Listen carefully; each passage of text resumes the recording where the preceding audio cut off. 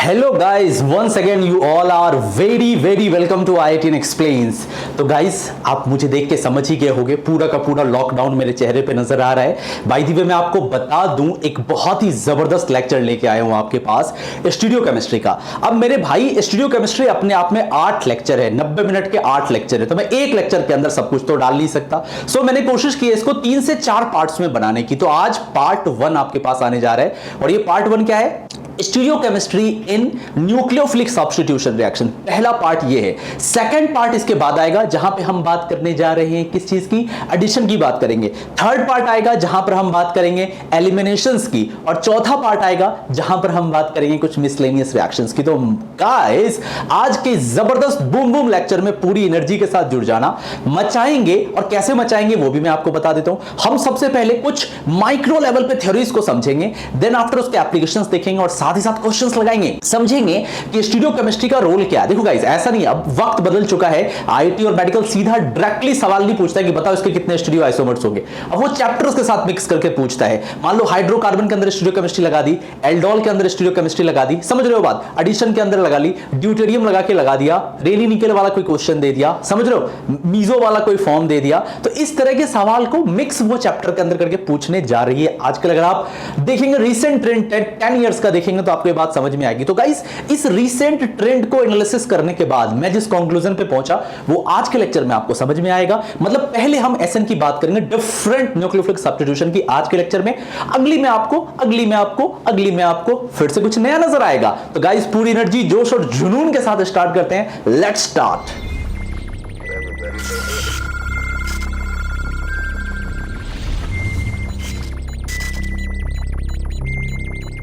Okay guys, start करते हैं। तो स्टार्ट करने से पहले मैं आपसे रिक्वेस्ट करता हूं, मेक श्योर गाइस आप पेन और नोटबुक लेके बैठे हो, बिकॉज गाइस अगर आप इसको किसी कहानी या एपिसोड के जैसा सुनेंगे मेरे भाई, कोई भी फायदा नहीं होगा। तो मेक श्योर आपके पास पेन और नोटबुक हो। Now close your eyes for 3 and 4 seconds and totally connect with us. जुड़ गए हमारे साथ। मेरी और आपकी एनर्जी लेवल बिल्कुल सिंक्रोनाइज हो चुकी है। कुछ बहुत ही जबरदस्त कंस्ट्रक्टिव आउटपुट आएगा। तो पूरी एनर्जी के साथ स्टार्ट करते हैं सबसे फर्स्ट सेगमेंट को। ओके गाइस, स्टार्ट करते हैं। तो जैसा कि आप क्लियर देख पा रहे हो, हम बात करने जा रहे हैं stereo chemistry in SN1 reactions की। तो मेरे भाई, सबसे पहले मैं आपसे ये पूछना चाहता हूं, SN1 सुनते साथ आपके दिमाग में क्या आ रहा है? चलो हम स्टीरियो केमिस्ट्री तो थोड़ी देर में पढ़ लेंगे, पहले आप मुझे बताएं कि आपके दिमाग में SN1 सुनते साथ क्या आ रहा है?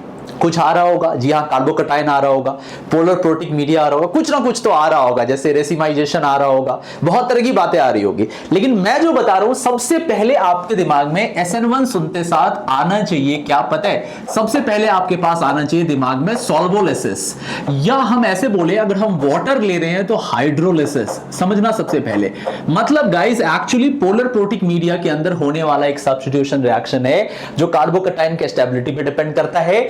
जनरली इसके अंदर क्या क्या आता है उस पर जरा एक नजर डालें। सबसे पहला, जब आप पानी यूज करेंगे as a nucleophile and solvent तो हाइड्रोलिसिस बोलेंगे।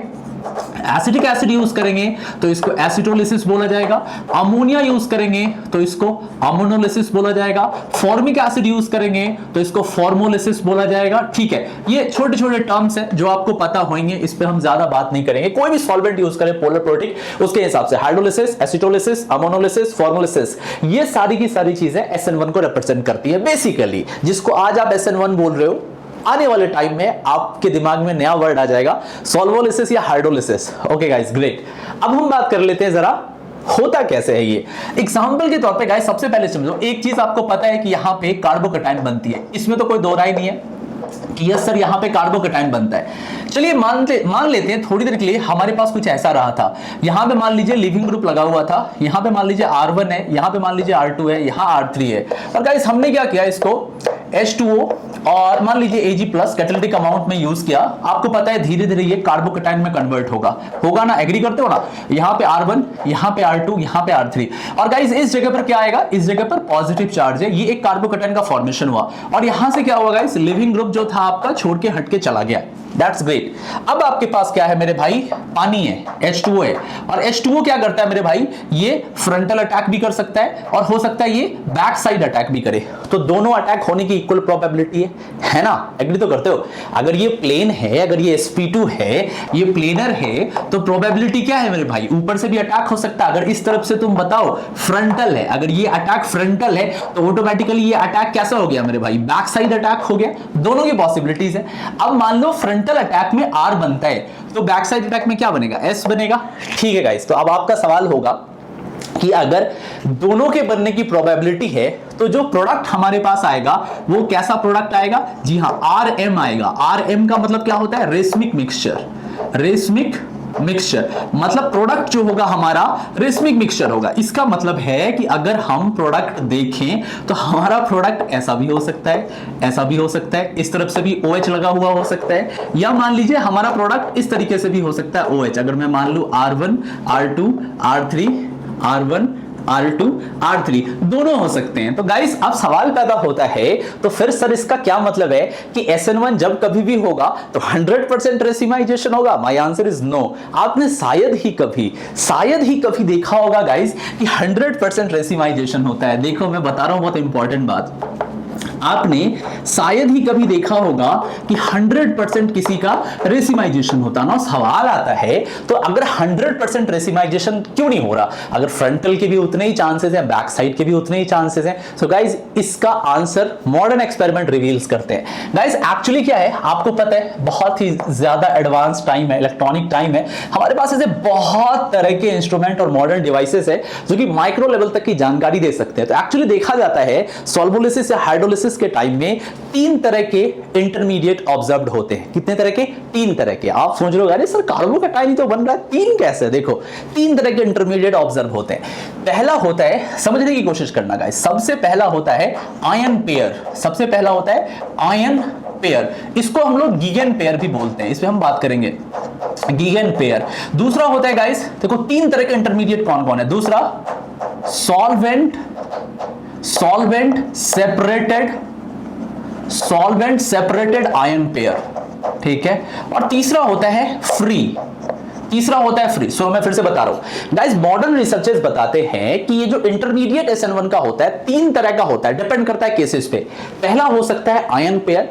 आयन पेयर का मतलब होता है कि बनने वाला कार्बोकैटायन और जाने वाला लिविंग ग्रुप दोनों स्पेस में किसी जगह पे इलेक्ट्रोस्टैटिक फोर्स ऑफ अट्रैक्शन से लगे हुए हैं। मतलब हम ऐसा बताएं, जैसे ऐसे तुम समझो कि अगर यहां पर कार्बोकैटायन है, इस पॉजिटिव चार्ज का जो इलेक्ट्रिक फील्ड है और जो नेगेटिव चार्ज का इलेक्ट्रिक फील्ड है, दोनों इन्फिनाइटली एक दूसरे से दूर है। इसको हम गीगन पेयर बोलते हैं, चार्ज पेयर बोलते हैं। दूसरा सॉल्वेंट सेपरेटेड आयन पेयर, मतलब हम ऐसे बोल सकते हैं कि सॉल्वेंट के साथ सेपरेट हो गया है आयन पेयर पूरी तरीके से, और वहां पे जो काउंटर आयन है वो रोल में नहीं है। तीसरा है फ्री। तो जो तुम ये देख रहे हो ना, ये है तीसरे टाइप का फ्री। अगर मान लो सिर्फ कार्बोकैटायन ही हो, उस पूरे चीज के अंदर कुछ भी ना हो, मान लो सॉल्वेंट भी ना हो, मान लो नेगेटिव चार्ज भी ना हो, मतलब जिसको बोलते हैं ना जन्नत वाली दुनिया, स्वर्ग वाली दुनिया, कि भैया ना तो लिविंग ग्रुप है भैया, ना तो सॉल्वेंट है, मस्त कार्बोकैटायन है, इसके पास दोनों है, इधर से भी चला जाए इधर से भी चला जाए, जिसको हम बोलेंगे परफेक्ट एंड आइडियल कंडीशन तीसरा वाला है। तो गाइस आपको पता है ना, परफेक्ट तो कभी होगा नहीं, सॉल्वेंट है, न्यूक्लियोफाइल अटैक करने वाला है, लिविंग ग्रुप छोड़ के अभी गया है, अभी डिपार्ट हुआ है, तो ये परफेक्ट कंडीशंस नहीं है। सो इम्परफेक्शंस है सॉल्वोलिसिस में, इसीलिए आपको 100% कभी भी रेसिमाइजेशन देखने को नहीं मिलता है। अब मैं बताता हूं होता क्या है, इस पे हम बात करेंगे थोड़ी देर में। थोड़ा मुझे एक्सप्लेन करने दो, मैं इस पे बात करता हूं। अब एग्जांपल के तौर पे अगर गाइस मैं आपको एक केस लेके दिखाता हूं, इधर ही एक केस लेता हूं, देखना बहुत ही बेसिक सा केस लेता हूं, अभी मैं सब एक्सप्लेन करूंगा, एवरीथिंग एक्सप्लेन होगा, don't worry about this. Guys यहां पे लगा हुआ है Br, समझने की कोशिश करें, और यहां पे लगा हुआ है सेकेंडरी ब्यूटाइल ग्रुप। और गाइस हमने क्या किया, यहां पे ले लिया H2O और कैटालिटिक अमाउंट में ले लिया Ag+, या हम ले सकते हैं कैटालिटिक अमाउंट में Pb2+, जो SN1 को प्रमोट करवाएगा। अब गाइस समझने की कोशिश करें, यहां पे क्या पॉसिबिलिटीज है।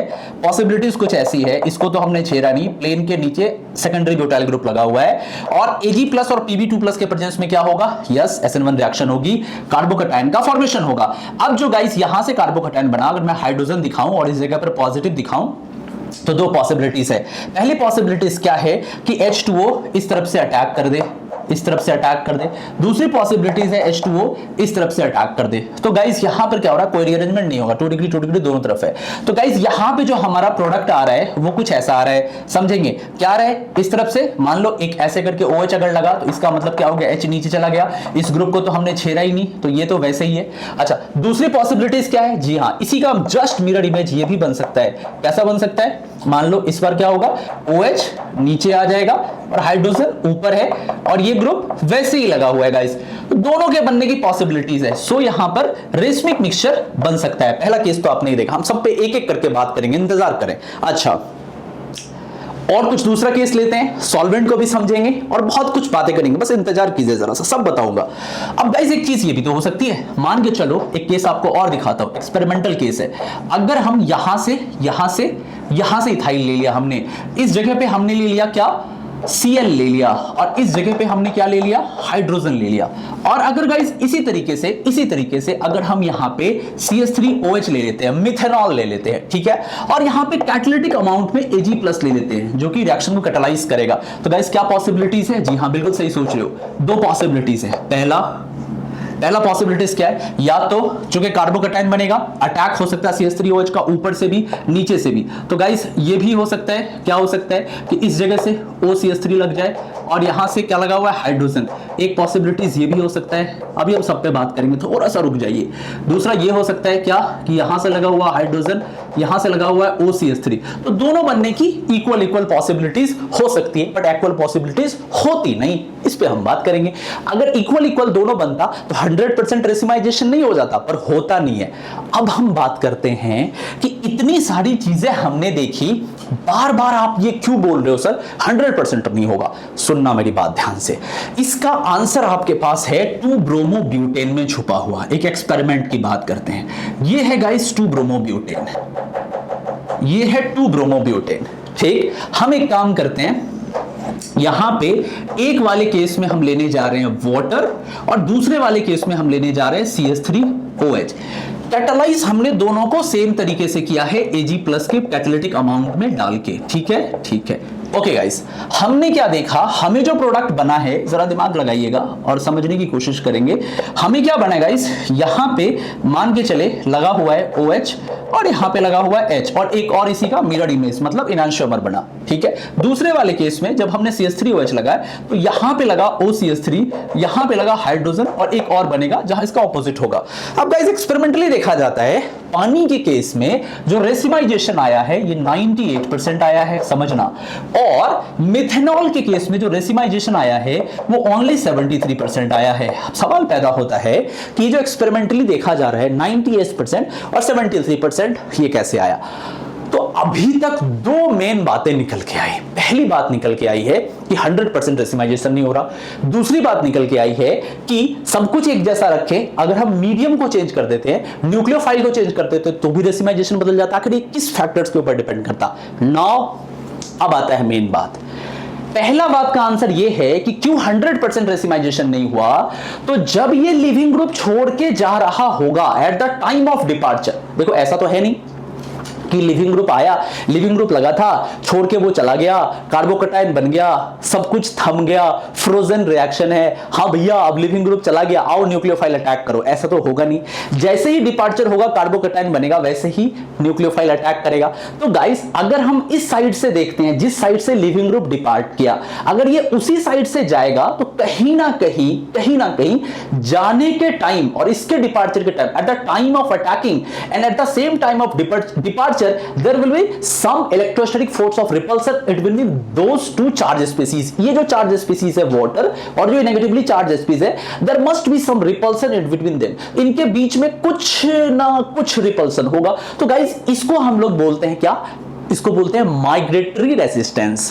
क्या बोलते हैं, माइग्रेटरी रेसिस्टेंस। जब माइग्रेशन के टाइम जो रेसिस्टेंस क्रिएट होता है तो देखा क्या जाता है, ये पीछे से ज्यादा जाता है कंपैरेटिवली, फ्रंट से कम जाता है। देखो मैं फिर से बता रहा हूं, पीछे से भी जाएगा, सामने से भी जाएगा, लेकिन इस तरफ से जाने में चूंकि लिविंग ग्रुप अभी अभी डिपार्ट किया है, सो इसको comparatively migration resistance, migratory resistance मिलेगा, इसी वजह से ये इधर से ज्यादा अटैक करेगा।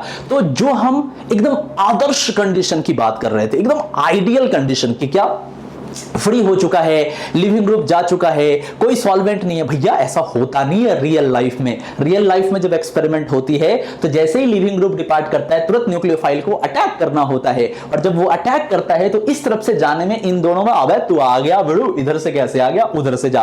तो शुरुआती एक्चुअली ये सब माइक्रो लेवल की काइनेटिक्स होती है। तो अगर ये इस तरफ से अटैक करेगा तो लेस रेसिस्टेंस मिलेगा, इस तरफ से अटैक करेगा तो मोर रेसिस्टेंस मिलेगा। इसीलिए गाइस आपको 100% रेसिमाइजेशन देखने को नहीं मिलती है। ओके, पहला आंसर मिल गया। अब आप बोलोगे तो सर जी यहां पे क्यों बदल गया, इसमें 98% है और इसमें 73% है। तो गाइस इसका आंसर है, अगर तुम पानी को एनालाइज करोगे गाइस, अगर बहुत ध्यान से देखो, अगर तुम H2O को एनालाइज करोगे तो इसका जो डाइलेक्ट्रिक कांस्टेंट होता है K, इसका वैल्यू 80 या 81 होता है, और जो CH3OH होता है इसका डाइलेक्ट्रिक कांस्टेंट लगभग में 32 33 होता है। अब गाइस एक बात बताओ, जो जितना बढ़िया डाइलेक्ट्रिक कांस्टेंट रखेगा वो कार्बोकैटायन को उतना बढ़िया क्या कर पाएगा, सॉल्वेट कर पाएगा। मतलब गाइस पानी के केस में, फिर से बता रहा हूं, पानी के केस में बनने वाला कार्बोकैटायन सिमेट्रिकली सॉल्वेट होगा। फिर से बोल रहा हूं, पानी के साथ बनने वाला कार्बोकैटायन, ये जो 2-ब्रोमोब्यूटेन है, वो सिमेट्रिकली सॉल्वेट होगा, बिकॉज पानी इज बेटर पोलर, पानी इज मोर पोलर, पानी हैज मोर डाइलेक्ट्रिक कांस्टेंट, सो ये ज्यादा बेहतर वे में सॉल्वेट कर पाएगा इस कार्बोकैटायन को। CH3 के OH में चूंकि CH3OH मिथेनॉल भी पोलर प्रोटिक है, पर चूंकि उसका डाइलेक्ट्रिक कांस्टेंट पानी के आधे से भी कम है, तो वो उतनी तरीके से, उतनी बढ़िया तरीके से सॉल्वेट नहीं कर पाएगा जितना पानी करेगा। अब अगर एक सिमेट्रिकल सॉल्वेशन है, जरा सोच के देखो, एक कार्बोकैटायन जो सिमेट्रिकली सॉल्वेटेड है, तो अगर हम अटैक करना चाहें इधर से और अटैक करना चाहें इधर से तो ईज और प्रोबेबिलिटी तो सेम है, लेकिन अगर उसका सॉल्वेशन सिमेट्रिकल नहीं है तो क्या होएगा, यस अटैक करने में रेसिस्टेंस आएगी, तो सिमेट्रिकली फ्रंटल और बैक अटैक नहीं होगा। इसीलिए गाइस आप देख रहे हो मिथेनॉल के केस में ये घट गया और वाटर के केस में ये बढ़ गया। इसी तरीके से गाइस तुम कंपैरिजन कर सकते हो रेसिमाइजेशन का।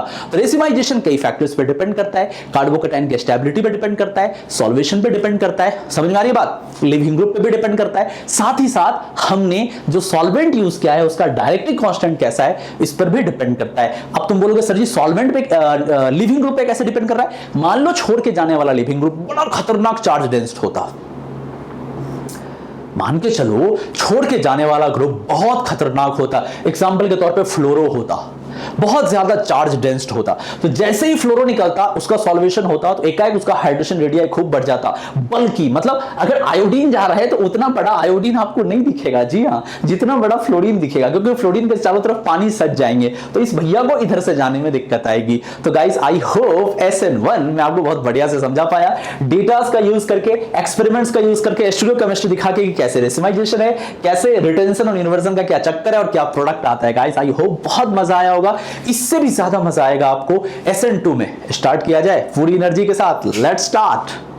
ओके गाइस, नेक्स्ट पार्ट की तरफ आते हैं, और ये इसका स्टीरियोकेमिस्ट्री हमेशा से ही बच्चों को परेशान करता आया है। मेरा अपना खुद का एक्सपीरियंस है इतने सालों का, मैंने खुद देखा है SN2 रिएक्शंस में ना बच्चे बहुत परेशान होते हैं कि इसकी स्टीरियोकेमिस्ट्री कैसी है। बोलने में तो बहुत आसान लगता है, क्या लगता है बोलने में, बोल दिया इन्वर्जन होता है, बट क्या इतना ही है, क्या इन्वर्जन होता है, नहीं, समझना होगा काम कैसे करता है। तो गाइस मेरी कोशिश होगी SN2 के स्टीरियोकेमिस्ट्री को बहुत डिटेल में आपको एक्सप्लेन किया जाए with some examples, and actually होता क्या है उसको समझते हैं सबसे पहले। तो गाइस इसको समझने के लिए सबसे बढ़िया एक्सपेरिमेंटल एविडेंस क्या है, 2-ब्रोमोब्यूटेन का, बहुत ही बढ़िया एविडेंस है जिससे आपको बहुत बढ़िया से समझ में आएगा। 2-ब्रोमोब्यूटेन, ठीक है, अगर गाइस इस तुम 2-ब्रोमोब्यूटेन का रिएक्शन अगर तुम KCN के साथ कर दोगे, किसमें, इन DMSO में, इन डाइमिथाइल सल्फोक्साइड मीडिया के अंदर अगर तुम करोगे तो लगभग में आपको 99% जो है ना वो आपको इन्वर्जन होता हुआ नजर आएगा। अभी हम बात करेंगे क्या बनेगा। पहले तो एकदम प्रैक्टिकल, तुम्हें एकदम प्रैक्टिकल चीजें तुम्हें बताई गई कि 99% इन्वर्जन होता हुआ नजर आ रहा है, कई जगह 99.3 देते हैं, अलग अलग रेफरेंस है, समझना। सबसे पहले समझते हैं ऐसा हो कैसे रहा है और किस नतीजे से हम SN2 बोल रहे हैं और प्रोडक्ट कैसे आ रहा है, बाकी चीजों पे बात करते हैं। गाइस ध्यान से देखना, ये रहा हमारा कार्बन, समझने की कोशिश करो। यहां मान लो है CH3, यहां मान लो है H, यहां मान लो है इथाइल, समझने की कोशिश करना, यही सबसे इंपॉर्टेंट है। और गाइस इस जगह पे हम ले लेते हैं ब्रोमो, ठीक है, ये हमारे पास है 2 ब्रोमोब्यूटेन, दिखा 1 2 3 4 2 ब्रोमोब्यूटेन। अच्छा, अब पोटेशियम साइनाइड है, ऑब्वियसली न्यूक्लियोफाइल क्या है, साइनाइड माइनस है। तो गाइस ये क्या करेगा, साइनाइड माइनस जो है C triple bond N minus, ये इसके ABMO के ऊपर अटैक करता है। तुम जानते हो SN2 के बारे में डिटेल जानना है तो मेरी वीडियो भी है इस पे, अटैक करता है, ठीक है। इसके बाद क्या होता है गाइस, समझना, ये रहा तुम्हारा कार्बन, ये रहा तुम्हारा CH3, ये रहा हाइड्रोजन, ये रहा इथाइल, और यहां से लगा हुआ है Br, इस तरफ से आया साइनाइड। इस तरह की ट्रांजिशन स्टेट आती है ट्रांजिशन स्टेट, जी हाँ। पहला सवाल, बैक साइड अटैक क्यों हुआ? तो गाइस देखो, ये जो sp3 आप देख रहे हो, इसकी जो टेल है, हम ऐसे बता सकते हैं, इस ऑर्बिटल का जो ABMO है, एंटी बॉन्डिंग मॉलिक्यूलर ऑर्बिटल है, इसके ऊपर इस न्यूक्लियोफाइल ने अटैक किया और एक ट्रांजिशन स्टेट आई। अब गाइस क्या होगा, ये टाइम है डिसाइड करने का कि ये कंपाउंड मोस्ट स्टेबल बॉन्ड किसके साथ बनाएगा। ऑब्वियसली साइनाइड के साथ। Br अच्छा लिविंग ग्रुप है, छोड़ के गया। और गाइस आपको ये कुछ ऐसा बनता हुआ नजर आया है, ध्यान दीजिए। अभी हम सब बात करेंगे। यहां आके लगा CH3, यहां आके लगा है H, और इस तरफ आके लग गया साइनाइड। अब अगर गाइस बहुत ध्यान से देखोगे, इसका कॉन्फ़िगरेशन चेक करके देखना, ये ऐसा आएगा, और इसका कॉन्फ़िगरेशन चेक करके देखोगे R आएगा, लगभग में 99% इन्वर्जन होगी। गाइस इसका रीजन क्या है कि यहाँ पे कार्बोकैटायन नहीं बन पा रहा था। पहली बात तो 2 डिग्री था, और दूसरी चीज जो हमने यहाँ पर मीडिया यूज किया था वो एक पोलर अप्रोटिक मीडिया यूज किया था, डाइमिथाइल सल्फोक्साइड या एसीटोन या HMPA या DMF, इस तरह के मीडियाज के प्रेजेंस में गाइस क्या होता है, SN2 मैकेनिज्म प्रमोट होती है, तो पूरी तरीके से इन्वर्जन होता हुआ दिखा। नाउ गाइस सवाल यहां पे और भी बहुत तरह के आते हैं, समझाता हूं कैसे। ये जो तुम अटैक देख रहे हो, क्या इसमें फ्रंटल अटैक की दूर दूर तक कोई पॉसिबिलिटीज है? आंसर है नहीं, बिकॉज ब्रोमीन आपका छोड़ के नहीं जा रहा है। इस ट्रांजिशन स्टेट के अंदर आप देख रहे हो सैक्रिफाइस हो रहा है ब्रोमाइड आयन का, बिकॉज ब्रोमाइड आयन जो है एक अच्छा लिविंग ग्रुप है, इसीलिए गाइस ये छोड़ के गया। तो यहां पर रिटेंशन के दूर दूर तक कोई भी केसेस नहीं है। पहली चीज आपकी ये समझ में आनी चाहिए स्टीरियोकेमिस्ट्री SN2 के अंदर। ओके गाइस, अब समझो। अब गाइस हम दूसरी चीज के बारे में और भी कुछ बात कर लेते हैं। जैसे एग्जांपल के तौर पे, अब अगर मैं आपसे ये पूछता हूं कि हमारे पास है CH3, समझना C, यहां से है H, यहां से है D, और यहां से है आयोडीन, और समझने की जरा कोशिश करें, बस समझदारी पे ही सब कुछ टिका हुआ है। यहां पे है C डबल बॉन्ड O, समझना, और गाइस यहां पे लगा हुआ है Br, यहां पे लगा हुआ है H, और यहां पे लगा हुआ है ड्यूटेरियम। दिखा आपको, देख लीजिए, ध्यान से देखिएगा। तो गाइस अब अगर मैं बात करता हूं, इन दोनों का रिएक्शन मैं करवाना चाह रहा हूं, पता है किसके साथ? जी हां, KNO2 के साथ, पोटेशियम नाइट्राइड के साथ। पहले आप मुझे ये बताइए, पोटेशियम नाइट्राइड के साथ जो हम ये रिएक्शन करा रहे हैं, ये किसके प्रेजेंस में करा रहे हैं? जी हां, एसीटोन के प्रेजेंस में करवा रहे हैं। सबसे पहली चीज आपको न्यूक्लियोफाइल चेक करना है। हमने न्यूक्लियोफाइल चेक कर लिया, जी हाँ। क्या न्यूक्लियोफाइल आया? NO2 माइनस आया। NO2 माइनस कैसा है? जी हाँ, ये बहुत ही एग्रेसिव न्यूक्लियोफाइल है, बहुत ही एग्रेसिव है, मतलब बहुत ही पावरफुल है। Okay guys, great. Media check करना है। मीडिया कैसा है? अप्रोटिक मीडिया है। क्या कार्बोकैटायन बनने की दूर दूर तक पॉसिबिलिटीज है इनके अंदर? आंसर है नहीं। इथाइल कार्बोकैटायन स्टेबल नहीं होता है। और आप जो ये देख रहे हो अल्फा हेलो कार्बोनाइल, ये भी बिल्कुल भी स्टेबल नहीं है। तो मीडिया भी अच्छा नहीं है, कार्बोकैटायन बनने की दूर दूर तक चांसेस नहीं है, न्यूक्लियोफाइल बहुत एग्रेसिव है। कैसा रिएक्शन होगा? SN2। अभी सवाल नहीं आया, सवाल अब आएगा तेज किस में हो रहा है और स्टीरियोकेमिस्ट्री कैसी जाएगी, ये है असल सवाल। तो गाइस आंसर है SN2 रिएक्शन इसके साथ फास्टर होगी, इसके साथ तेज होगी। अब स्टीरियोकेमिस्ट्री समझना, इसके साथ स्लोअर होगी। मैं आपको एक्सप्लेन करता हूं किस तरीके से। गाइस देखो, अल्फा हेलो कार्बोनाइल के अंदर कुछ लोचा है। देखो क्या लोचा है, ये देखो C डबल बॉन्ड है, यहां से आपके पास Br है, यहां से आपके पास H है, और यहां से आपके पास D है।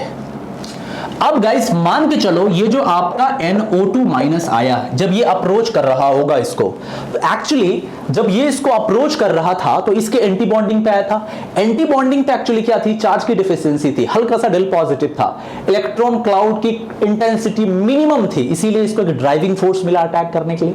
अरे ऐसा तो नहीं है ना साइनाइड अपने आप जाके अटैक कर लेगा, कोई तो ड्राइविंग फोर्स चाहिए ना जो उसको अपने पास अट्रैक्ट करेगी। वो ABMO के पास बहुत ही कम इलेक्ट्रॉन डेंसिटी का होना, नेग्लिजिबल डेंसिटी का होना इसको अपनी तरफ अट्रैक्ट करवाता है। तो सवाल पैदा होता है यहां पर भी सेम चीज है, अगर तुम इस ऑर्बिटल को बहुत ध्यान से देखो इस वाले Br के ABMO पे, तो ये इसको ये अट्रैक्ट करेगा।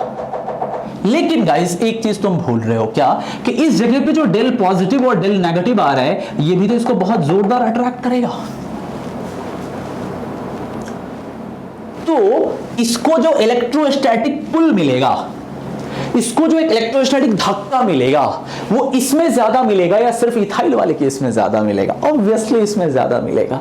इसीलिए गाइस जो अल्फा हेलोकार्बोनाइल होते हैं SN2 के लिए एक्सीलेंट सबस्ट्रेट माने जाते हैं। इवन मिथाइल से भी तेज SN2 ऑब्जर्व होता है अल्फा हेलोकार्बोनाइल में। अगर तुम मिथाइल को अगर बेस्ट बोलते हो तो इसको एक्स्ट्रा ऑर्डिनरी एक्सीलेंट बोलना होगा अल्फा हेलोकार्बोनाइल को। आप समझदार हो, आपको पता है, आपने ऐसी चीजें IIT के प्रीवियस पेपर्स में काफी बार देखा है। तो गाइस अब क्या होगा, ये अटैक कर देगा और आपको बताने की जरूरत नहीं है ये ABMO पर अटैक कर रहा है तो इसकी किस तरह की होगी, जी हाँ उल्टी केमिस्ट्री होगी, ये इन्वर्ट हो जाएगा। तो यहां से हो जाएगा C, यहां से आपके पास आ जाएगा H, यहां से आपके पास आ जाएगा D और इस जगह से क्या कनेक्ट हो जाएगा, NO2 कनेक्ट हो जाएगा। Okay guys great. अब कई बच्चों को ये लग रहा होगा कि सर जी NO2 इसमें जाके क्यों नहीं अटैक हो गया? सिंपल सा बात है भाई, तुम अगर इसमें अटैक करते O वाला माइनस वापस आता तो CHDBr को जाना पड़ता, ये यहां से इस बॉन्ड को ब्रेक करना पड़ता। जब O पे माइनस आता वापस आते तो इस वाले बॉन्ड को ब्रेक करते, जो कि पॉसिबल नहीं था बिकॉज ये बॉन्ड ज्यादा मजबूत थी। सो आप तो भूल जाइए,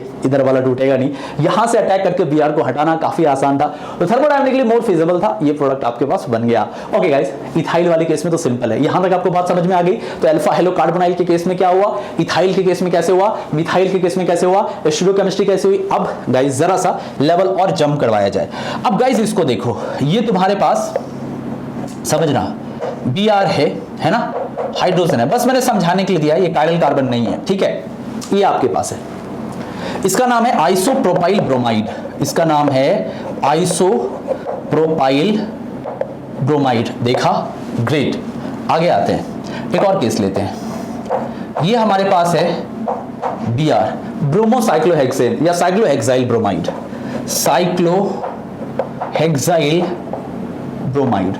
अब गाइस इन दोनों कंपाउंड को हम क्या कर रहे हैं, SN2 में ट्रीट करने जा रहे हैं, SN2 एनवायरनमेंट में। इसका मतलब है मान लो कोई न्यूक्लियोफाइल रहा होगा इन एसीटोन में, चलिए मान लेते हैं एसीटोन में।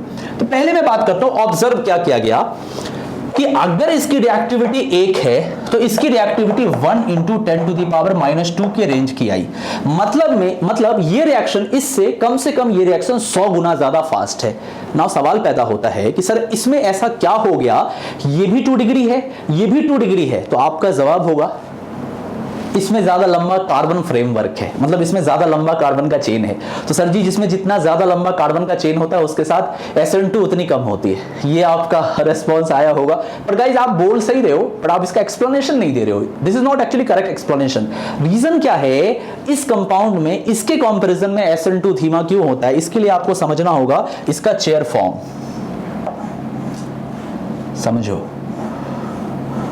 समझना, मान के चलते हैं गाइस, थोड़ी देर के लिए मान के चलते हैं कि हमारे पास यहां पे Br लगा हुआ था, यहां पे हाइड्रोजन है, समझने की कोशिश करना, यहां पे हाइड्रोजन है, यहां पे हाइड्रोजन है।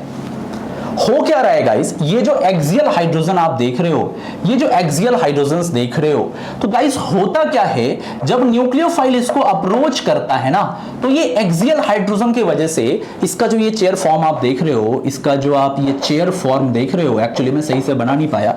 तो न्यूक्लियोफाइल जो अटैक कर रहा है इनको इन एक्सियल हाइड्रोजन से, ये जो हाइड्रोजन्स नजर आ रहे हैं कैसे? हाइड्रोजन, एक्सियल हाइड्रोजन से स्लाइट रिपल्शन मिल रहा है, इसके वजह से गाइस इसको अटैक करने में कहीं ना कहीं प्रॉब्लम हो रही है। तो यही रीजन है कि ये भी 2 डिग्री है, ये भी 2 डिग्री है, बट ये इससे 10 to the power 2 time more faster है। अगर हम देखें या हम ऐसे बोलें, ये कंपाउंड इससे 100 गुना धीमा SN2 दिखाता है because of axial hydrogen repulsion. Clarity आई? क्लैरिटी आई? समझ में आया? तो SN2 का ये पूरा का पूरा झोल है। और आपको दिखाता हूं, एक और सवाल दिखाता हूं, इस सवाल को ध्यान से देखना, बहुत ध्यान से देखना गाइस। यहां पे मैंने लगा दिया Cl, यहां पे लगा दिया Cl, यहां पे लगा दिया Cl, यहां पे लगा दिया Cl, यहां पे लगा दिया Cl, यहां पे लगा दिया Cl। 1 2 3 4 5 6 हेक्साक्लोरोसाइक्लोहेक्सेन, ये रहा तुम्हारा कंपाउंड। इसका रिएक्शन करवाने जा रहे हैं गाइस हम सोडियम आयोडीन इन एसीटोन में। और ये कैसा है? एक्सेस में रखा गया है, रिएजेंट जो है एक्सेस में रखा गया है। कौन सा रिएक्शन है? यस, एक्सक्लूसिव वीडियो आई है, फिंगलस्टाइन रिएक्शन या पोनांट फिंगलस्टाइन रिएक्शन। एनसीईआरटी के लैंग्वेज में बोले तो हैलोजन एक्सचेंज। तो गाइस एक्चुअली ये बनेगा क्या, जरा वो देखो। यस, सबसे पहली चीज आपको समझ में आ गई सर जी, इन्वर्जन होगा। यहां पे क्या होएगा? इन्वर्जन होएगा। चलिए इन्वर्जन देखते हैं। तो क्या होगा? यहां से Cl, यहां से Cl, यहां से सॉरी आयोडीन आएगा, iodine iodine iodine iodine iodine iodine. अब आपको समझने में कोई दिक्कत नहीं होगी इन्वर्जन क्यों हुआ। आप सोच रहे होंगे कि एक कमजोर न्यूक्लियोफाइल आके एक अच्छे न्यूक्लियोफाइल को क्यों हटा दिया। इसका रीजन मैंने पिछली वीडियो में बता दिया है, फिंगलस्टाइन जाके चेक करो। अब गाइस क्या होगा? यहीं तक आंसर नहीं होगा, बिकॉज अगर 2 आयोडीन है तो आपको पता है इनके वॉन्डर वॉल रेडियाई आपस में टकरा जाएंगे, सिग्मा बॉन्ड के थ्रू रोटेट होंगे और इनके वॉन्डर वॉल रेडियाई आपस में टकरा जाएंगे और ये फॉर्मेशन करेगा बेंजीन का। तो गाइस ऐसे सवाल आपने बहुत देखे हैं। SN2 आई होप आपको समझ में आ गया कि बैक अटैक कैसे हो रहा है, चीजें कैसे काम कर रही है, बात समझ में आ गई। गाइस ये सेम चीज आप SN2 के केस में आप ऐसा भी देखना, अगर आपके पास R है, O है और मान लो यहाँ पे आपके पास मान लो यहाँ पे CH, हाँ, और मान लो यहाँ पे D और मान लो यहाँ X है, तो गाइस ये भी बहुत जबरदस्त SN2 दिखाता है। CH2 CH है और मान लो CH2 और मान लो X है, ये भी SN2 दिखाता है। उसी तरीके से गाइस अगर मान लो तुम्हारे पास बेंजाइल है तो जी हाँ, बेंजाइल में भी SN2 अच्छी होती है। तो गाइस SN2 पे मेरी वीडियो है ये क्यों तेज दिखा रहा है, ये क्यों दिखा रहा है, ये क्यों दिखा रहा है। और अगर आप बहुत एनालाइज करोगे तो ये आपको SN1 में भी दिखा होगा, ये भी SN1 में दिखा होगा, ये SN1 में भी दिखा होगा। इनको कॉमन सबस्ट्रेट बोलते हैं, तो SN1 भी दिखाते हैं और SN2 भी दिखाते हैं। डिपेंड करता है किस तरह के सॉल्वेंट के साथ हमने इसको ट्रीट किया है और साथ ही साथ न्यूक्लियोफाइल कैसा है, तो इन सारी चीजों के ऊपर ये डिपेंड करता है। तो SN2 मैंने गाइस आपको बहुत डिटेल में समझा दिया, किसी तरह का डाउट नहीं रहना चाहिए। अरे अभी नहीं हुआ, अभी बहुत कुछ है। Move to next. Okay guys, next part की तरफ मूव करते हैं और ये है हमारे पास stereochemistry in SNI reaction. Guys सबसे पहले SNI रिएक्शन को आपने कहां देखा है, तो बिल्कुल सही सोच रहे हो आप, आपने इसको 2 जगह देखा है क्लास 12th में। पहला, जब आप अल्कोहल के केमिकल प्रॉपर्टीज पढ़ रहे होते हैं तो वहां एक प्रोसेस आता है डार्जन प्रोसेस, आपने वहां पे देखा होगा। दूसरा, जब एल्काइल हैलाइड का आप मेथड्स ऑफ फॉर्मेशन देखते हैं अल्कोहल से, तो वहां पे आप डार्जन प्रोसेस देखते हैं, तो वहां पे आपने देखा होगा SNI रिएक्शंस को। फुल फॉर्म क्या होता है? Internal nucleophilic substitution reaction. अब इससे रिलेटेड 2 बातें आपको स्टीरियोकेमिस्ट्री की 2 बातें याद रखनी है। पहली चीज आपको यह पता होनी चाहिए कि थायोनाइल क्लोराइड के साथ इसको करवाते हैं, और जब सिर्फ थायोनाइल क्लोराइड और अल्कोहल लेंगे ना गाइस, और अगर कायरल कार्बन से अल्कोहल कनेक्टेड है तो रिटेंशन इन कॉन्फ़िगरेशन होता है। लेकिन अगर थायोनाइल क्लोराइड के साथ साथ मीडिया में हम प्रिडीन यूज कर देंगे या DBN DBU ऐसे कोई मीडियाज यूज कर देते हैं, तो उस कंडीशंस में क्या होता है गाइस? इन्वर्जन हो जाता है, मतलब SNI अब नहीं रहता, अब वो SN2 में कन्वर्ट हो जाता है। ये 2 स्टीरियोकेमिस्ट्री आपको फिर से एक न्यूक्लियोफिलिक सब्स्टिट्यूशन में देखने को नजर आएगी, जो हम अभी सीखेंगे। तो स्टार्ट करते हैं गाइस, ध्यान से नजर डालिएगा इसके ऊपर। तो गाइस चलिए हम सबसे पहले एक कायरल कार्बन का एक अल्कोहल का केस लेते हैं। ये है OH, ओके, यहां से हमारे पास है H, यहां से हमारे पास है गाइस D, ओके। अब हम गाइस क्या करते हैं, यहां से लेते हैं SOCl2, है ना, ये है हमारे पास Cl, ये है हमारे पास Cl, ये रहा इसका लोन पेयर। मैं पूरा मैकेनिज्म दिखा देता हूं, है ना, स्टीरियोकेमिस्ट्री कैसे आएगी। ये देखिए ऊपर की तरफ गया, तो गाइस अगले केस में ये कुछ ऐसा होता हुआ नजर आ रहा है। O यहां से H, यहां से हो गया S, यहां पे हो गया O के ऊपर माइनस, यहां से Cl, यहां से Cl और इसके ऊपर आ गया पॉजिटिव चार्ज। इसकी स्टीरियोकेमिस्ट्री में किसी तरह का बदलाव नहीं आया, H अभी भी ऊपर है और D हमारा प्लेन के नीचे है। ओके गाइस, आगे क्या होएगा, अगर ये बॉन्ड अंदर की तरफ आता है, Cl यहां से लीव कर जाएगा, किसको लेके, प्रोटॉन को लेता हुआ हट जाएगा, ये पेयर अंदर की तरफ आ जाएगा। ठीक है, तो हमारे पास क्या बना, एल्काइल क्लोरोसल्फाइड बना। तो गाइस देखो यहां से हमारे पास क्या हो गया, इस जगह से हो गया H, इस जगह से हो गया D, समझेंगे, यहां से हो गया O और इस जगह से हमारे पास हो गया S, यहां से हो गया डबल बॉन्ड O और इस जगह से गाइस क्या हो गया, Cl हो गया। आई होप एग्री करते होगे आप। इस प्रोसेस में क्या निकल गया, जी हां, इस प्रोसेस में तुरंत ही HCl बाहर निकल गया। HCl जो गैस था ये यहां से हमेशा के लिए बाहर निकल गया। ये एल्काइल क्लोरोसल्फाइड है। ओके गाइस, नेक्स्ट स्टेप में जरा इसकी स्टीरियोकेमिस्ट्री को कैच करने की कोशिश करना। अब गाइस क्या होता है, इसी चीज में इंटरनल अटैक होता है। देखो कैसे इंटरनल अटैक हो रहा है, यहां पे है O, यहां पे S, यहां पे डबल बॉन्ड O, इस जगह पे है Cl, समझना। इस जगह पे गाइस लगा हुआ है H, यहां पे क्या लगा हुआ है, D लगा हुआ है। ठीक है, अब क्या होगा, ये Cl इस जगह पर अटैक करेगा, ये बॉन्ड इस तरफ आएगा। आप देख लो इंटरनल अटैक, देखो ये तो साइक्लाइजेशन है ना, तो ऐसा तो है नहीं कि ये पूरा का पूरा घूम के पीछे आके अटैक करेगा, ये तो सेम साइड है, सेम साइड से अटैक हो रहा है। तो गाइस हम ऐसा बोल सकते हैं, जिस साइड ये O लगा हुआ था, O की ये जो O वाले ग्रुप की जैसी स्टीरियोकेमिस्ट्री थी, ये जो लिविंग ग्रुप यहां से Cl छोड़ के जो न्यूक्लियोफाइल इस जगह पे आया, इसके लिए लिविंग ग्रुप और इसके लिए न्यूक्लियोफाइल जो है ये सेम डायरेक्शन में लगेगा, तो कॉन्फ़िगरेशन कैसा हो जाएगा, जी हां, रिटेंशन हो जाएगा। देखो अब ऐसा हो जाएगा, ये यहां से रह गया H, यहां से रह गया D और इस जगह पे क्या लग गया, इस जगह पे लग गया Cl और इस जगह से गाइस कौन सी गैस निकल गई, SO2 गैस निकल गई। तो आई होप आपको यहां तक समझ में आ गया होगा कि जिस तरफ OH लगा हुआ था, देखो OH इस साइड लगा था, Cl उसी साइड लगा हुआ है और सारी की सारी स्टीरियोकेमिस्ट्री अभी भी फिक्स है। तो हम इसको बोलते हैं रिटेंशन इन कॉन्फ़िगरेशन। क्या बोलते हैं, रिटेंशन इन कॉन्फ़िगरेशन। ये बहुत काम आएगा आपको, मैं बता रहा हूं, बहुत से भी बहुत ज्यादा काम आएगा। जैसे एग्जांपल के तौर पे इसको देखो, अगर मान लो हमसे ये सवाल पूछा जाता है, थोड़ी देर के लिए समझना, समझने में क्या फर्क है। अगर गाइस हमारे पास यहां से मान के चलो इस जगह पे लगा हुआ है आइसोप्रोपाइल ग्रुप, समझने की कोशिश करना, ठीक है। ओके गाइस, और इस जगह पे हमने लगा दिया OH, इस जगह पे हमने लगा दिया OH, ओके OH लगा दिया। और गाइस हमने क्या कर दिया है, इस जगह पे एक और लगा दिया OH, 2 OH लगा दिया, ओके। और हमने गाइस यहां पे दे दिया पहला SOCl2 दे दिया और कुछ नहीं रखा। दूसरा गाइस हमने यहां पे दे दिया डाइल्यूट NaOH दे दिया। और अब गाइस हम प्रोडक्ट की बात कर रहे हैं, प्रोडक्ट क्या बनेगा, स्टीरियोकेमिस्ट्री से रिलेटेड सवाल है। और SOCl2 के ब्रैकेट में मैंने लिख दिया ओनली वन इक्विवेलेंट, एक ही इक्विवेलेंट हमने लिख दिया। ओके गाइस, बहुत बढ़िया सवाल, इंटरेस्टिंग सवाल। ओके, तो अब गाइस पॉसिबिलिटीज क्या है, देखो पॉसिबिलिटीज, दो पॉसिबिलिटीज है, या तो ये इसके साथ जा सकता है या तो ये इसके साथ जा सकता है। SOCl2 या तो इससे कनेक्ट हो सकता है या तो इससे कनेक्ट हो सकता है, बिल्कुल कनेक्ट हो सकता है, जी हाँ गाइस। अब अगर हम चेक करें तो OH जब इसको अप्रोच करेगा तो जस्ट इसके एडजेसेंट पोजीशंस पे ये ग्रुप है, थोड़ा सा ट्रैफिक नजर आ रहा है। इस OH को लेते हैं, इसके इस साइड में आपको उतना जबरदस्त ट्रैफिक नजर नहीं आ रहा, हालांकि दोनों के बनने के इक्वल प्रोबेबिलिटीज नजर आ रहे हैं। लेकिन हम किसी एक प्रोडक्ट की अगर बात करें तो देखो क्या बनेगा, ये यहां से ठीक है, समझने की कोशिश करना। इस वाले OH को हमने वैसे ही छोड़ दिया।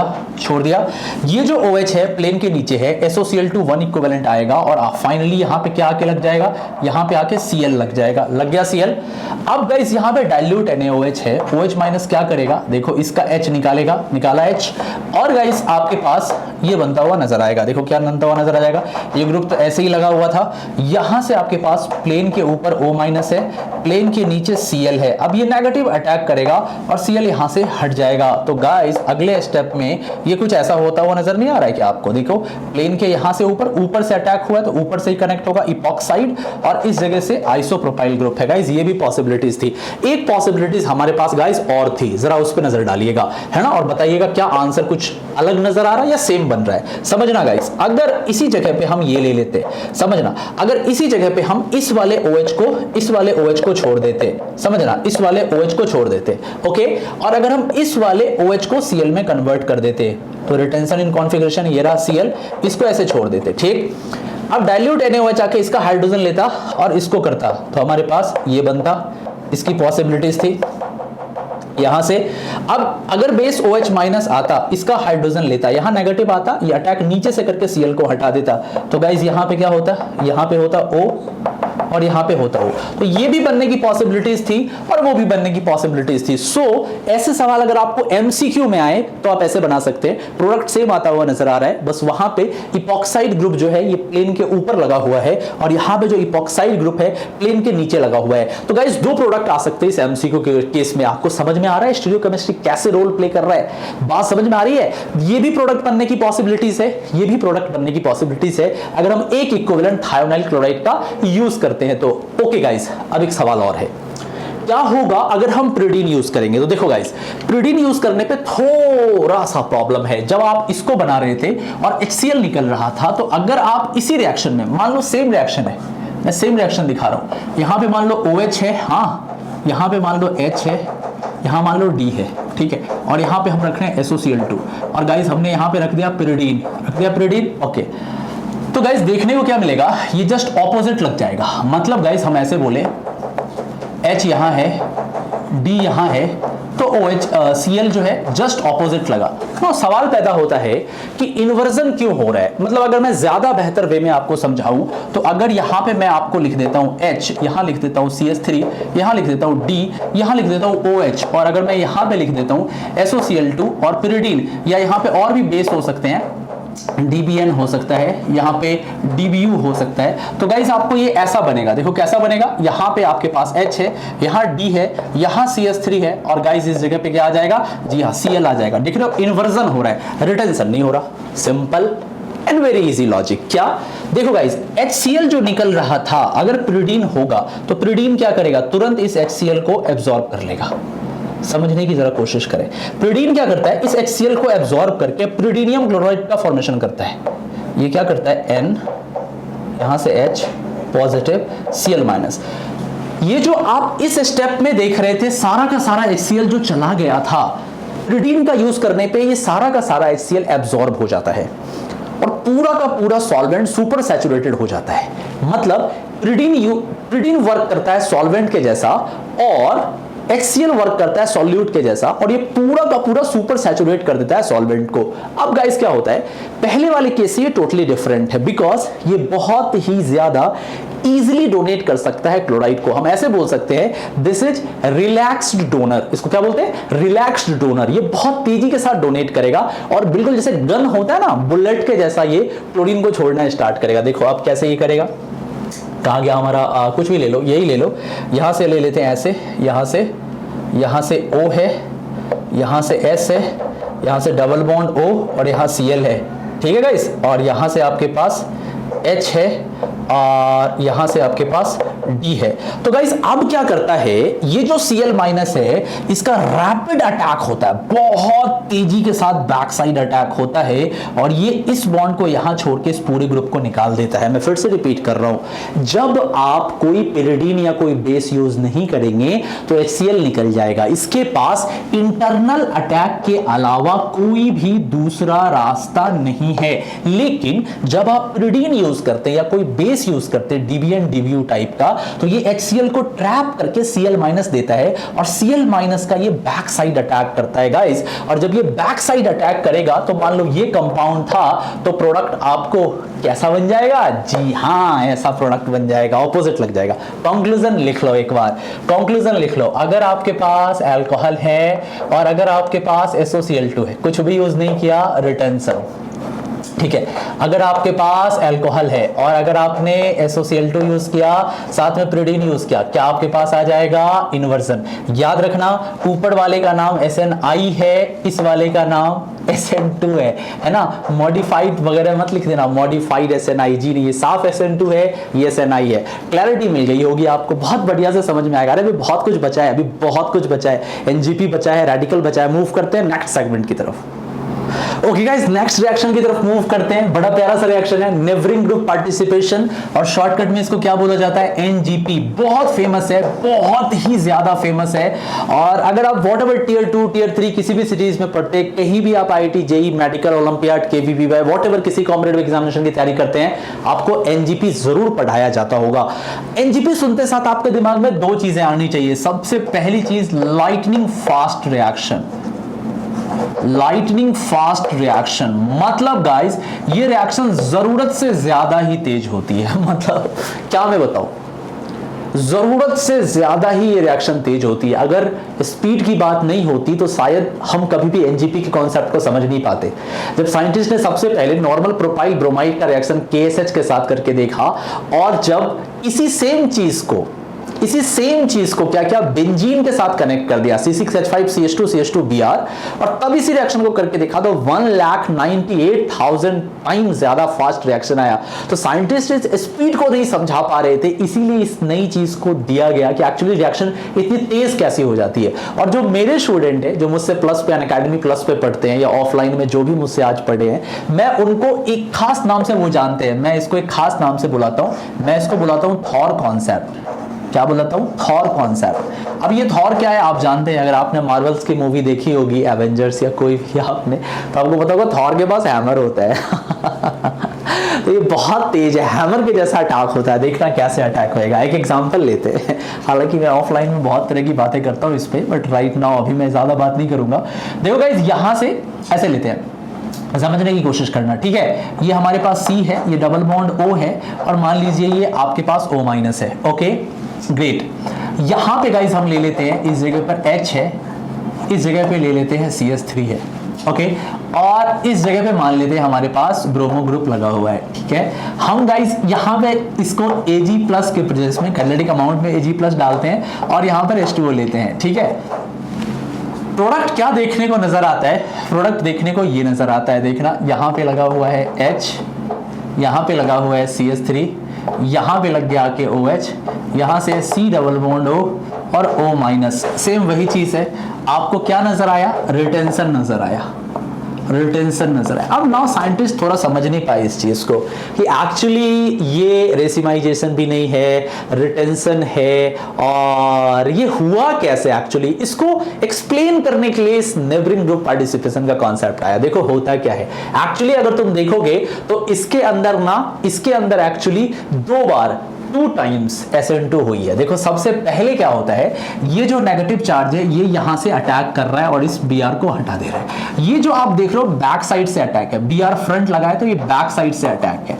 This attack is from back side, मतलब this is nothing but a simple SN2 reaction. तो देखो गाइस यहां पे क्या हो रही है, यहां पे कुछ ऐसा हो रहा है, समझने की जरा कोशिश करेंगे। दैट समझदारी पे तो सब कुछ है। यहां पे है C डबल बॉन्ड O, यहां से है O, ये यहां से जाके कनेक्ट हुआ, अटैक किया इसने। अब देखो ये प्लेन के ऊपर लगा हुआ था CH3, प्लेन के नीचे लगा हुआ है CH। अब गाइस देखना, ये जो ग्रुप लगा है ये किधर से आया, पीछे से आया। ग्रेट। अब क्या होगा, OH- अटैक करेगा, कहां से, इसके पीछे से ये अटैक यहां करके इसको फिर से जो जैसे था वापस लाके रख देगा। आप सोचोगे यहां पर क्यों नहीं अटैक करेगा सर जी, यहां इसलिए अटैक नहीं करेगा बेटा क्योंकि ये न्यूक्लियोफिलिक सब्स्टिट्यूशन रिएक्शन है, जो जैसे था आपको वैसे ही वापस लाना होगा। तो अब देखिए क्या होगा, यहां से C डबल बॉन्ड O आ गया, यहां से O- आ गया, और आपको इस जगह से आ गया H, इस जगह से आ गया CH3, इस जगह से आ गया OH। अब देखो गाइस, आप क्या देख रहे हो, आप एक बात बताओ, बैक का बैक फ्रंट नहीं होता है क्या, पीछे का पीछे सामने नहीं होता है क्या? आप बस मुझे इतना बताओ, बैक का बैक फ्रंट नहीं होता है क्या? होता है ना। अरे 1/x का अगर हम 1/ फिर से ले लें तो x नहीं आ जाएगा। समझ में आ रही बात? पीछे का पीछे तो सामने ही होता है। S पहली बार हुआ SN2, पहली बार हुआ SN2, फिर से हुआ एक बार और SN2, 2 बार हुआ SN2। तो अगर गाइस हम SN2 का SN2 कर देंगे, SN2 का SN2 कर देंगे तो क्या हो जाएगा? रिटेंशन हो जाएगा। अरे सबको इतना तो चीज पता है, पीछे का पीछे सामने होता है। पीछे का पीछे सामने होता है। तो अब समझ में आया रिटेंशन कैसे हो गया गाइस। इसके बहुत सारे यूज है आईआईटी में। मैं तुम्हें एक बहुत ही सिंपल लॉजिक से समझाता हूं, जरा देखने और समझने की कोशिश करें गाइस। यहां से मैंने आपको दिया एसएच थायोल, और इस जगह से गाइस मैंने आपको दिया ओटीएस। ओटीएस एक लिविंग ग्रुप है, टोसाइलेट, कई बार बता चुका हूं गाइस। दूसरा मैंने आपको एक ग्रुप दिया, समझेंगे, यहां पे है एसएच और यहां पे है ओटीएस। गाइस अब सवाल पैदा होता है कि रिएक्शन जो है, इपॉक्साइड फॉर्मेशन जो है, या आप ऐसा बोल सकते हैं, इपॉक्साइड नहीं, थायोसाइड का फॉर्मेशन किसमें तेज होगा। सवाल पैदा होता है दोनों में हो सकता है, किसी एक में होगा। गाइस आपको एक मैं बहुत अच्छी बात बताता हूं। एक्चुअली गाइस अगर हम इसको हल्का सा डाइल्यूट OH माइनस के प्रेजेंस में छोड़ दें और इसको डाइल्यूट OH माइनस के प्रेजेंस में छोड़ दें, तो आप देखेंगे गाइस इस कंडीशंस में बहुत ही खूबसूरत रिएक्शन होगी, लेकिन किसी एक में ही होगी। देखिए किन में होती है, और यही हमारा इंटरेस्टिंग आज का फैक्ट है। देखो यहां से हो गया S माइनस और गाइस यहां से हो गया OTS। अब गाइस एक बात बताओ, क्या ये अटैक यहां से यहां कर सकता है? एब्सोल्युटली नो, बिल्कुल अटैक नहीं करेगा। बिकॉज़ ये भी प्लेन के ऊपर है, ये भी प्लेन के ऊपर है, तो प्लेन के ऊपर से प्लेन के ऊपर आने में पॉसिबिलिटीज नहीं है। यहां पर SN2 नहीं होगी, अटैक नहीं होगा, हट नहीं पाएगा। लेकिन गाइस अगर आप इस वाले केस में देखेंगे, यहां से OH माइनस लेते हैं और OH माइनस लेके इसको हटाते हैं गाइस, तो ये कुछ ऐसा बन रहा है मेरे भाई। कैसा? यहां से आपके पास प्लेन के ऊपर है S माइनस और ये जो है प्लेन के नीचे है OTS, तो ये ऊपर से अटैक करके इसको हटा देगा। देखो कितना जबरदस्त एनजीपी का रोल देख रहे हो।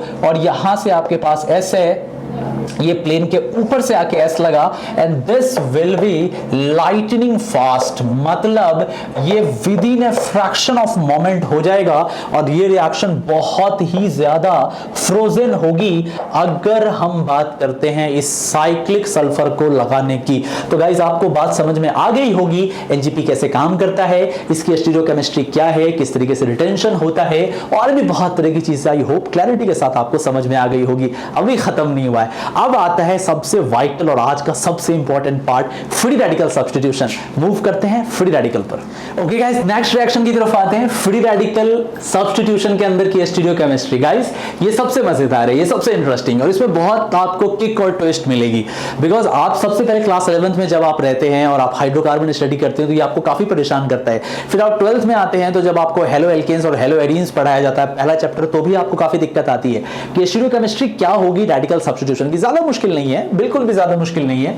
अगर गाइस हम नॉर्मल रेडिकल की बात करते हैं, बिल्कुल नॉर्मल रेडिकल की बात करते हैं, मान लो यहाँ पे R1 है, यहाँ पे मान लो R2 है, यहाँ पर H है, इस रेडिकल की बात करते हैं तो गाइस ये sp2 होता है। sp2 होने का मतलब है गाइस ये प्लेनर है, ठीक है, ये प्लेनर है। तो प्लेनर की केस की हम बात कर रहे हैं, तो फ्री रेडिकल सब्स्टिट्यूशन आपको प्लेनर में होता हुआ नजर आएगा।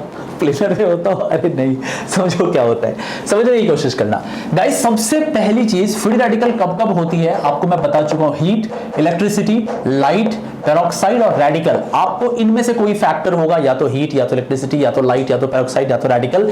तो क्या होगी? यस, रेडिकल मतलब रेडिकल इनिशिएटर, जैसे मैं बात कर रहा हूं AIBN की, है ना। तो ये रेडिकल मैकेनिज्म को फॉलो करेगा। ये क्या करेगा? रेडिकल मैकेनिज्म को फॉलो करेगा। ओके, वेल डन, यहां तक तो हम ठीक है। अब गाइस जरा इसको और बेहतर तरीके से समझते हैं कैसे होगा। एग्जांपल के तौर पे गाइस अगर मान लो हमें एक सवाल पूछ दिया जाता है कि ब्यूटेन है और अगर हम इसका मोनोक्लोरिनेशन करवाएंगे तो कितने प्रोडक्ट, एकदम बेसिक से स्टार्ट करते हैं, कितने प्रोडक्ट आएंगे। तो जरा आप सोचे, ऑल पॉसिबल। तो गाइस हम सबसे पहले इस कंपाउंड को ले तो एक क्लोरीन हम यहां लगा सकते हैं, दूसरा क्लोरीन हम यहां लगा सकते हैं, तीसरा क्लोरीन हम और कहीं लगा सकते हैं क्या? आंसर है नहीं, बिल्कुल नहीं लगा सकते।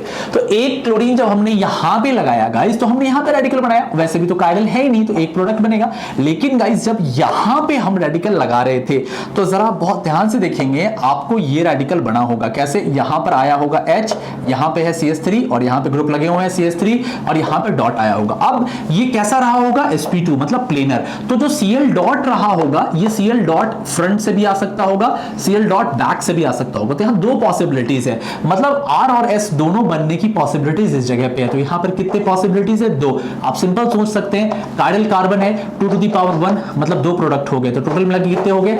1 + 2 = हो गए 3। तो टोटल मिला के आपको 3 प्रोडक्ट्स बनते हुए नजर आ रहे हैं। किन केसेस में? जी हां, इस केसेस में। यहां तक क्लैरिटी एकदम क्लैरिटी, कोई डाउट नहीं। चलिए जरा सा लेवल आगे स्विच करते हैं। अब गाइस अगर मान लो इसी जगह पे हमारे पास इसी जगह पे सेम अगर हम यूज करते हैं इसको, और अब अगर मैं आपसे पूछूं कि बताओ अब कितने मोनो हेलो डेरिवेटिव्स इसके बनेंगे जब हम इसका रिएक्शन Br2HNO के साथ करते हैं, ऑल पॉसिबल। तो गाइस ज्यादा मुश्किल तो है नहीं। एक देखो गाइस यहां से हम लेते हैं इसी चीज को, यहां से या तो यहां किसी एक जगह लगा दिया। चलिए हमने एक Br यहां लगा दिया, पहला केस लिया। दूसरा गाइस हम एक बात करते हैं, यहां से हम यहां पे लगा देते हैं Br, ये रहा दूसरा केस। अच्छा तीसरा केस हो सकता है यहां से, हाँ इस जगह से लगा दिया Br, ये हो गया तीसरा केस। और एक चौथा केस लेते हैं गाइस, यहां से हाँ मिथाइल था और इस जगह से लगा दिया Br, ये 4 केसेस हैं। लेकिन गाइस अब हमें समझना होगा कि एक्चुअली रेडिकल कहां पे बन रहा है, तो समझेंगे। और साथ ही साथ ये समझना होगा कि कायरल कहां पे आ रहा है। तो गाइस समझो, सबसे पहले हम इसकी बात करते हैं, तो बहुत ध्यान से देखिएगा, क्या यहां पर किसी तरह का कायरल है? क्या यहां पर किसी तरह का कायरल है? आंसर है नहीं, इस कार्बन पे तो कायरल नहीं है। आगे बढ़ते हैं, आगे आओ, यहां पे CH3 है, यहां पे CH2Br है, यहां पर इथाइल है और एक हाइड्रोजन भी रहा होगा, किसी ना किसी जगह पे एक हाइड्रोजन भी रहा होगा। तो गाइस अब इसके कारण ये कायरल हो गया, समझो इस Br के यहां लगने से ये कायरल हो गया। ओके, पहला कायरल नजर आ गया। यहां बात करते हैं, यहां मिथाइल, यहां Br, यहां इथाइल, क्या कोई कायरल है? आंसर है नो, यहां कोई कायरल नहीं है। यहां बात करते हैं, देखो यहां क्या है, इस तरफ मिथाइल है, एक हाइड्रोजन रहा होगा Br, 1 2 3 4, इस तरफ आइसोप्रोपाइल, कायरल है जी सर जी, यहां कायरल है। ओके, दूसरा कायरल। यहां बात करते हैं, कोई कायरल है क्या? मिथाइल हाइड्रोजन CH2, जी नहीं, कोई कायरल नहीं है। तो कितने प्रोडक्ट आपके पास आए? सबसे पहले यहां से निकल के आए 2 प्रोडक्ट। अच्छा यहां से चेक कीजिए, यहां से 1 प्रोडक्ट आए, यहां से चेक कीजिए, यहां से 2 प्रोडक्ट आए, यहां से चेक कीजिए केवल 1 प्रोडक्ट आए। तो टोटल मिला के कितने हो गए? 2 2 4 2 6, 6 प्रोडक्ट आपके पास फॉर्म हुए। लेकिन गाइस इतना आसान सब नहीं होता, अभी बहुत कुछ है कहानी में ट्विस्ट। अब गाइस मान लो अगर हमारे पास कोई ऐसा सवाल होता, मान लो अगर हमारे पास पहले से यहां पे लगा हुआ है Br, ठीक है, पहले से यहां पे लगा हुआ है Br, और अब हमें बोला गया है कि भैया इसका मोनोक्लोरिनेशन करवाओ, तो हम क्या करेंगे? समझना, गलती बच्चे यहां पे बहुत जबरदस्त गलती करते हैं इसकी स्टीरियोकेमिस्ट्री में, समझना गाइस। तो अगर मैं इसका प्रोडक्ट बनाता हूं तो ये जो Br है ऐसे, यहां पे हम सबसे पहले लगाएंगे Cl। अब बच्चे गलती क्या करते हैं, इसको मान लेते हैं कायरल और प्रोडक्ट ज्यादा बना देते। बेटा ये जो Br है ये तो फिक्स है ना, इसको हम थोड़ी ना बदल सकते हैं। ऐसा थोड़ी ना कर सकते कि एक बार Br अपने मर्जी से ऊपर ले लिया, एक बार Br अपनी मर्जी से नीचे ले लिया, ऐसा तो होगा नहीं। Above the plane below the plane तो जाएगा नहीं। अरे भाई ये तो सवाल में ही फिक्स कर दिया, इसने क्वेश्चन में ही फिक्स कर दिया है कि ये जो Br है ये प्लेन के ऊपर है, तो हम अपनी मर्जी से इस Br की लोकेशन और पोजीशन को तो चेंज नहीं कर सकते ना। हमारे हाथ में इसको चेंज करना तभी है जब ये रेडिकल बन रहा होगा, पर ये तो रेडिकल बना नहीं, रेडिकल तो इस जगह पे बना। तो अभी आपके पास कितने हैं? क्या कोई कायरल आया क्या? ये देख लीजिए, नहीं आया, तो एक यहां से फॉर्म हुआ। ओके आगे आओ। अब समझने की कोशिश करना, जब तुम यहां पे रेडिकल बनाओगे, जब यहां पे Br लगेगा, तब 2 बातें हो सकती है, एक बार क्लोरीन ऊपर से और एक बार क्लोरीन नीचे से। तो अगर हम यहां पे क्लोरीन लगाते हैं तो अब गाइस ये कायरल आ गया। अब इसके 2 पॉसिबिलिटीज हैं, बट इसके एक ही पॉसिबिलिटीज थे। ओके आगे आते हैं, आगे का सीन देखो, यहां से ये याद रखना Br का जो पोजीशन है उसको हम छेड़ेंगे नहीं। अब गाइस अगर हम यहां से लगा देते हैं क्लोरीन, तो अब देखो यहां है मिथाइल, यहां हाइड्रोजन, यहां Cl और एक ग्रुप। अब ये वाला कायरल हो गया, अब ये वाला कायरल हो गया, इससे कितने आगे? 2 आगे। आगे लगाते हैं गाइस, सीखोगे, नहीं सीखोगे तो समझ में कहां से आएगा? सीखना तो है। यहां से लग जाएगा Cl, ठीक है। क्या कोई कायरल हुआ? बोलोगे ये अरे ये तो पहले से ही फिक्स है, ये 2 थोड़ी ना हो सकते, इसको थोड़ी ना लेंगे, ये तो पहले से फिक्स है। ये फिक्स तब नहीं होगा जब यहां पे रेडिकल बनेगा और इसकी स्टीरियोकेमिस्ट्री अनलॉक्ड हो जाएगी।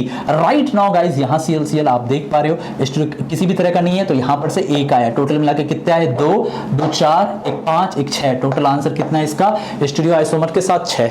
क्लियर? यहां तक किसी तरह का डाउट नहीं? Absolutely clear. अब बताओ कुछ और सवाल लेते हैं। अब गाइस अगर मान लो मैं तुम्हें एक सवाल देता हूं कि हमारे पास ब्यूटेन है और हम Cl2 ले रहे हैं, HNO ले रहे हैं, और मैं आपको बताता हूं कि बताओ डाइक्लोरो कितने बनेंगे? टोटल मिला के इसके कितने डाइक्लोरो बनेंगे, जरा चेक करो। तो गाइस सबसे पहला केस तो ये हो जाएगा कि हम यहां पे ही 2 Cl ले लें। दूसरा केस हो जाएगा कि हम यहां पे Cl ले लें, तीसरा केस हो जाएगा कि हम इस जगह पे Cl ले लें, यही तो केसेस होंगे, 3 केसेस, इसके अलावा तो रिपीट हो जाएगा। तो अब देखो गाइस, यहां पर किसी भी तरह का कुछ भी नहीं है, कायरल वायरल का कोई चक्कर ही नहीं है, तो यहां तो 1 बनेगा। यहां देखो इस जगह पे, यहां पे क्या तुम देख रहे हो, इस जगह पर 1 कायरल है, इस जगह पर 1 कायरल है, 2 कायरल है ना। तो आप क्या करोगे, 2 to the power 2 लगा के 4 लगा दोगे और आपका गलत हो जाएगा। बिकॉज अगर तुम बहुत ध्यान से देखोगे तो यहां पर POS है, प्लेन ऑफ सिमेट्री है, जो इसको 2 इक्वल पार्ट में बांट रही है, ऊपर वाले नीचे का मिरर इमेज है। तो गाइस जब आपके पास एक इस तरह की POS या सिमेट्री नजर आती है तो क्या हो जाएगा, जी हां आपको पता है, मीसोफॉर्म लाइक करेगा, जिसकी वजह से 4 ना होके केवल 3 आता है। तो जब POS होता है और 2 कायरल सेंटर होते हैं तो फॉर्मूला आप लगाते हो, आप जानते हो ना, टार्टरिक एसिड में देखते थे ना, एक D वाला टार्टरिक एसिड, एक L वाला टार्टरिक एसिड और मीसो टार्टरिक एसिड, 3 बनते थे ना। तो 3 बन गए, यहां से कितने बन गए, 3 बन गए। अब बताओगे यहां क्या होंगे। ओके गाइस, अब यहां पे तुम बहुत ध्यान से देखोगे तो कायरल नहीं है, लेकिन ये Cl और ये Cl क्या शो कर सकता है, ज्योमेट्रिकल आइसोमेरिज्म शो कर सकता है। मतलब गाइस हो सकता है एक Cl ऊपर एक Cl नीचे और दोनों एक तरफ, तो इस तरीके से GI शो कर सकते हैं। तो कितने बन जाएंगे यहां से, जल्दी बताओ, 2। तो टोटल मिला के कितने हो गए, GI की वजह से 2 आए यहां से, ज्योमेट्रिकल आइसोमर्स, सिस और ट्रांस 2 यहां से बन सकते हैं, कितने, फिर से बता रहा हूं, यहां पे सिस और ट्रांस हो सकता है, CRT हो सकता है, तो 2 बन गए, यहां से 3 बन गए और यहां से 1 आ गए, तो कितने आ गए, 3 2 5 1 6 आपके पास आ गए। क्लियर है, यहां तक किसी तरह का डाउट नहीं। एक सवाल और देता हूं, करके दिखाओ, तुरंत बनेगा यार, तुरंत बनेगा। अब अगर गाइस मान लो कि मैं तुम्हें साइक्लोहेक्सेन दूं और मान के चलो इस जगह पे मैं इथाइल लगा दूं, अब मैं बोलूं कितने बनेंगे, चेक कर सकते हो क्या, चेक कर सकते हो, करो चेक, करो चेक। सबसे पहले तुम देखो कहां लगाओगे, समझने की जरा कोशिश करना, मैं एक एक करके सब बताऊंगा। तो गाइस ये तो IQ है यार, यही तो है, यही तो है, यही चीज तो आपको सीखनी है। एक यहां से Cl लगा दिया, पहला, दूसरा यहां से Cl लगा दिया, ठीक है, तीसरा यहां से Cl लगा दिया, चौथा यहां से Cl लगा दिया, पांचवा यहां से Cl लगा दिया, छठा यहां से Cl लगा दिया, बस इसके बाद रिपीट हो जाएगा, इतनी है। अब अगर अपने को बोलता बताओ इसमें टोटल मिला के स्टूडियो कितने होंगे, चलिए चेक करना स्टार्ट करते हैं। मैं पहले लिख देता हूं सब में कितने होंगे। तो हमने यहां से स्टार्ट किया था 1 2 3 4 5 6। तो गाइज यहां पे चेक करते हैं, यहां पे किसी तरह का कुछ भी नजर नहीं आ रहा है, कोई भी कायरल नहीं है, यहाँ हाइड्रोजन लोगे, सिमेट्रिकल तो नहीं होगा। तो गाइज यहाँ कायरल वायरल का कोई चक्कर नहीं है, यहां से सिर्फ और सिर्फ 1 बनेगा। मैं अंदर में लिख देता हूं 1। यहां आ जाओ, यहां पे देखो मिथाइल है, हाइड्रोजन है, Cl है और सब कुछ है, जी हाँ, यहाँ पर 1 कायरल है, तो कितने बन जाएंगे, 2।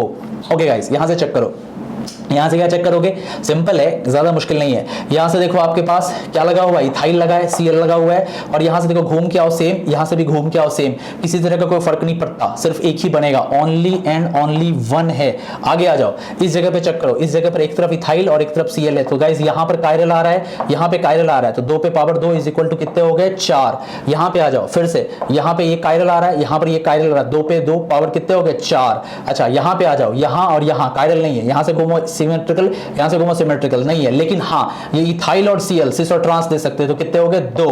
तो गाइस टोटल कैच करो कितने हुए, अरे बाबा बहुत हो गए। तो 1 यहां से हुए फर्स्ट, 1 2 यहां से 3, 1 4 4 8 4 12 12 2 14, टोटल मिला के इसके 14 स्टीरियो आइसोमर्स बन रहे हैं। फिर से चेक कर लो, एक एक करके यहां लगाया तो इसके मात्र 1 होंगे। आगे बढ़े, ऑप्टिकल आ गया, यहां से 2 बन गए, तो यहां से 2 हो गए, यहां से आइए 1 हो गए, यहां से आइए 4 हो गए, यहां से आइए 4 हो गए, और यहां से आपके पास हो गए 2। ये सिस और ट्रांस दिखा रहा है, प्लीज नोट कर लेंगे, ये सिस और ट्रांस दिखा रहा है। ये ऐसा वाला ही केस है, देख रहे हो, ये Cl वाला सेम ऐसा ही केस है, ऑपोजिट वाला। जैसे यहाँ Cl था, तो आप समझ रहे हो ना, एक बार Cl सेम साइड, एक बार Cl ऑपोजिट साइड, उसी तरीके से एक बार इथाइल और क्लोरीन एक साइड और एक बार इथाइल क्लोराइड ऑपोजिट साइड। तो यहां से टोटल मिला के 14 आइसोमर बन गए। गाइस ऐसे बहुत तरह के सवाल होते हैं, बहुत तरह के सवाल, कई बार लॉजिक चलता है, कई बार लॉजिक नहीं चलता। अब जैसे बहुत सारे सवाल हैं जो बिना स्टूडियो के भी हो सकते हैं, कि मान लीजिए आपको कोई बोलता है कि बताओ क्यूबेन का हेलोजिनेशन करा रहे हैं, क्यूबेन का हेलोजिनेशन करा रहे हैं, तो बताओ कितने बनेंगे। भैया इसके सारे के सारे आइडेंटिकल है, सिमेट्रिकल है, तो एक ही बनेंगे ना, किसी भी तरफ से लगा दे क्यूब में तो एक ही बनेगा ना, मात्र एक ही मोनो हेलो डेरिवेटिव्स बनेंगे। इसी तरह के बहुत तरह के सवाल आते हैं, बहुत तरह के सवाल आते हैं। एडमेंटेन वाला सवाल आता है, प्रिज्मेन वाला सवाल आता है, बास्केटेन वाला सवाल आता है, और भी कई नेटवर्क्स आते हैं। तो गाइस बस आपको लॉजिक पता होना चाहिए कि क्या हो सकती है, तो कितना खूबसूरत है, बस पता होना चाहिए कि कैसे होता है। पता हो गया आप सॉल्व कर दोगे। आई होप गाइस मैं बहुत बढ़िया से लेक्चर 1 को आपके सामने प्रेजेंट कर पाया। यहां पे हमने आज बात की SN1 की, SN2 की, SNI की, NGP की और साथ ही साथ इन चीजों की। गाइस हमारे डिटेल कोर्सेज अनअकैडमी प्लस पे चल रहे हैं। जी हां, हमारा 11th का 2 साल का कोर्स स्टार्ट होने वाला अनअकैडमी प्लस के ऊपर। 12th का कोर्स ऑलरेडी चल रहा है, ड्रॉपर्स के लिए कोर्स स्टार्ट होने वाला है जून से। और भी बहुत तरह के कोर्सेज है जहां पे हम डिटेल में थ्योरी पढ़ते हैं, प्रॉब्लम देखते हैं और डिटेल में इनके एप्लीकेशन पार्ट्स को देखते हैं। अगर गाइस आप नए हो तो मेक श्योर हमारे चैनल को तो सब्सक्राइब कर ही लेना, कमेंट करके जरूर बताना एफर्ट हमारा कैसा लगा। साथ ही साथ आप IITian एक्सप्लेन कोड का यूज करो। IITian एक्सप्लेन्स कोड का जब तुम यूज करोगे तो तुम्हें 10% का डिस्काउंट मिलेगा प्लस के ऊपर, क्योंकि वहां स्ट्रक्चर्ड कोर्स है, वहां फिजिक्स होती है, केमिस्ट्री होती है, मैथ होती है, डिटेल डिस्कशंस है, डाउट डिस्कशंस है, test, everything is available there, everything. एक बहुत ही स्ट्रक्चर्ड, मतलब आप ऐसा समझे कि पूरा का पूरा एक ऑफलाइन कोचिंग ऑनलाइन वे में आपके घर पे आ गया, ऐसी वाली बात है। तो आप वहां पे जरूर जाएं और IITian एक्सप्लेन्स कोड का यूज करें और मचा दें हमारे साथ। ठीक है गाइस, मिलते हैं अगले लेक्चर में जो कि बहुत जल्दी कल या परसों आ जाएगा। तब तक take care, bye bye and have a nice day.